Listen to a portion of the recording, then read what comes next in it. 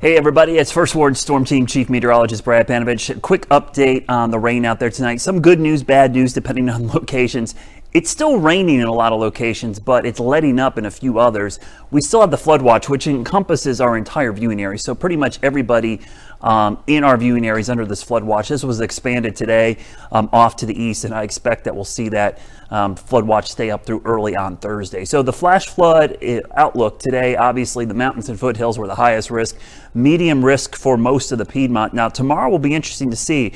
All indications are we could see another wave of very heavy rain develop somewhere across the Piedmont. It looks like in this area with the orientation back towards the mountains. So that's going to be key to this being a higher risk for flooding tomorrow. And then on Thursday, that threat begins to shift into central and eastern North Carolina. So let's look at the rainfall since midnight. This does not include most of the rain from yesterday. And again, I know it's rained most of the day in Lancaster. I don't know what's going on there. The rain gauge is out of whack or something down there. But you can see some of these totals since midnight. I mean, we're over an inch again in Charlotte. We had about 1.5 inches yesterday. So we're now at 2.5 inches of rain officially at the airport, 1.52 at Rock Hill, 1.5 inches in Chester. Monroe, this is on top of the 2 to 4 inches you had yesterday. But over in here, this is the area we've seen some of the worst weather today. So as I show you the radar, I can kind of break down the areas of greatest concern. So I've got all the radars turned on, so you're seeing all the loops and sweeps going on.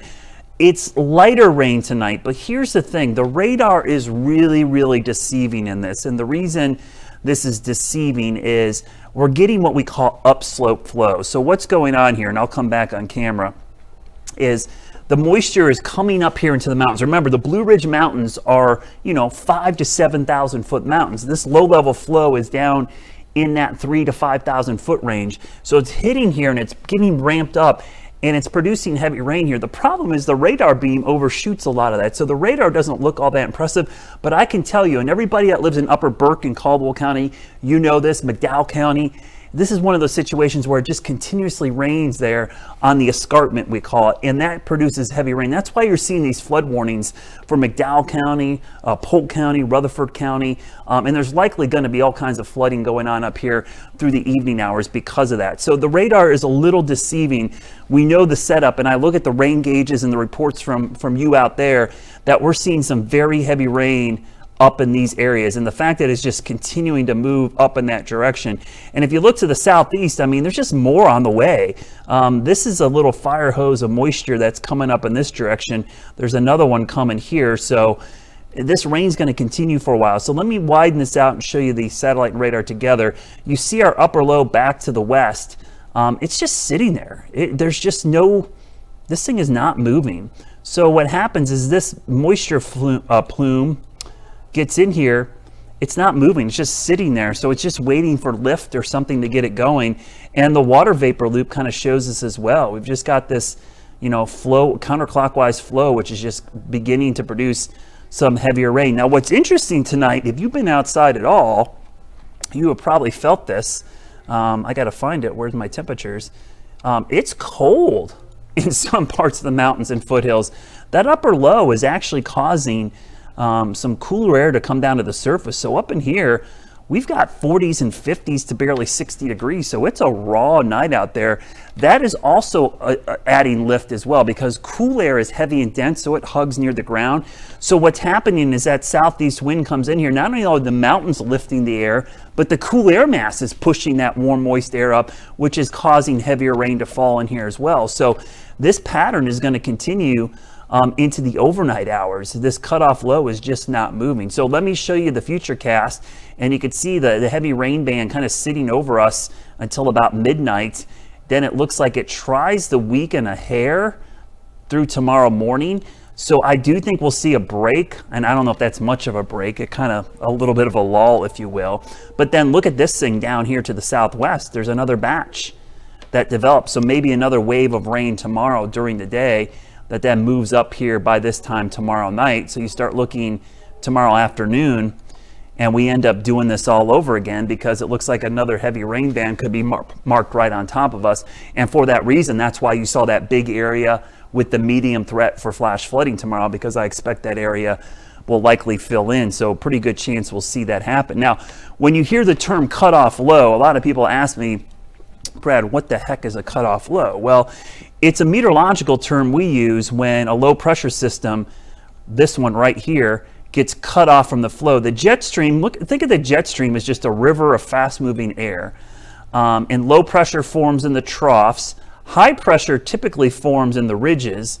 And so we get an orientation like this. But what happened with this upper low, or this cutoff low, is it formed on the jet stream and got cut off, and now it's here. Now, because it's not in the flow, think of if you ever had a toy boat as a kid, or maybe a little paper boat, and you stuck it in a stream, and it moves along, but then it gets stuck behind a rock or something where it's outside the flow, and it just kind of sits there and meanders around, and that's what's happening there. Now, this type of pattern is also referred to as an omega block. You might see it up at the top. Why is it omega block? Well, look at the way the jet stream looks. It looks like the Greek letter omega. And when you get this pattern, nothing moves west to east. In fact, the whole setup here for the whole U.S. is like a stuck pattern. And until this thing kind of dissipates or moves out, we're going to have wet weather around. And that doesn't really happen until late Thursday or Friday. The storm literally just has to weaken on top of us. So that's why you're seeing this pattern kind of so persistent for day after day after day after day. So tonight, I expect the rain will keep going on. Let me show you the wider view. Let me just turn on the radar. It's a little easier to show.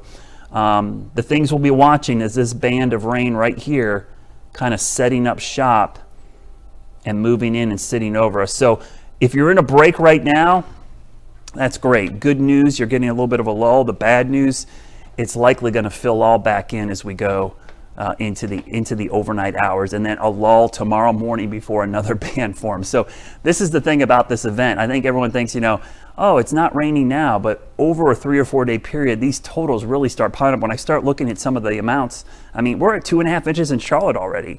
And here we are, it's only Tuesday. So even if we get another inch or two, that's 3-4 inches of rain in a couple day period. That's the most rain we've seen in weeks. So it really is a lot of moisture. And some of these locations up here saw 7 inches of rain last night. I'll be curious to see what the rainfall totals end up being by tomorrow morning. And all that water's got to come down the Catawba chain. So expect some flooding issues on the Catawba chain as well. So I'll be tracking this throughout the night. If we have any or more changes, I'll be updating those. And really the thing tonight is to watch where does that band set up and the timing of that next band coming up tomorrow afternoon into the evening. The Xfinity race got postponed tonight down in Darlington. They're going to try to run it again tomorrow, I think in the middle of the day. I'm optimistic the first half of tomorrow might be okay down there, but I think tomorrow night, just like we saw tonight, we'll see another band. So the Cup Series might have a little bit of an issue running again tomorrow night. So we'll update that tonight at 11 on WCNC. If you're up late tonight, you can watch us there after The Voice, which is live right now. I know a lot of folks are watching that right now. Also on PBS, by the way, if you're interested, at 9 o'clock, coming up at the top of the hour, Mr. Tornado. Cool documentary that I think it's part of the Nova series on PBS, talking about Ted Fujita, the guy who actually invented the Fujita scale, the EF scale, if you will. They call him Dr. Tornado because he really did all the early research on microburst and tornadoes. So I'm DVRing that right now, and I'll probably watch that at some point later tonight or maybe tomorrow. But if you're into weather, that's a great thing to check out on PBS tonight.